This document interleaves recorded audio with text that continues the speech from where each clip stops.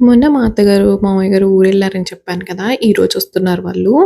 వాళ్ళొచ్చేటప్పటికి morning 6, 7 అట్లా అవుతదని చెప్పనన్నాడు మా husband. సరే ఇంకా మార్నింగ్ ఏమన్నా వాళ్ళకి రాగానే ఏమన్నా ఆకలేసినా ఉంటది కదా! అని చెప్పి నేను దోస పిండి అండ్ ఇడ్లీ పిండి అంతా తీసుకెళ్ళిపోయి పెట్టేసా. ఇంకా పాల ప్యాకెట్లు, కొన్ని వెజిటబుల్స్ అన్నీ తీసుకెళ్ళి అక్కడ సెట్ చేశాను. ఇంకా మహి కొంసేపు ఆడుకుంటుందేమో అని చెప్పనని ఇంక తీసుకొచ్చాము.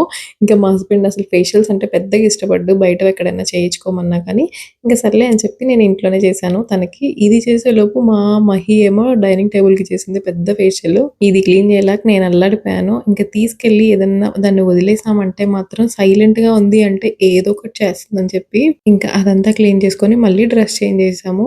వెళ్ళిన దగ్గర నుంచి దగ్గరగా ఒక 4, 5 డ్రెస్సులన్నా చేంజ్ చేయాలి. అంత గోల చేస్తాం మేము. ఇంకా చాలా రోజులయిపోయింది ఇంట్లో వంట చేసి. ఆల్మోస్ట్ ఒక 1 ఇయర్ అయిపోతుందేమో నేనైతే. ఎందుకో ఈరోజు మంచిగా ఇంట్లో ఏదన్నా కుక్ చేసుకొని తినాలనిపించింది. మహికేమో ఒక బాయిల్డ్ ఎగ్ పెట్టేసాను. తను చక్కగా ఎగ్ తినేసిందది. తింటావా?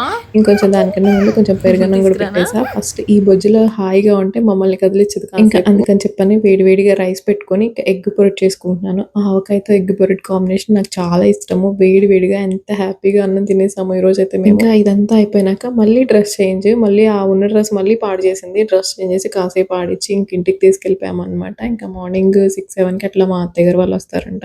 చాలా రోజులయిపోయిందని చెప్పా కదా! ఇక్కడ వంట చేసి ప్రశాంతంగా తినేసేసి ఇంకా ఇంటికెళ్ళిపోయామనమాట. ఇంకంతే వీడియో. బై.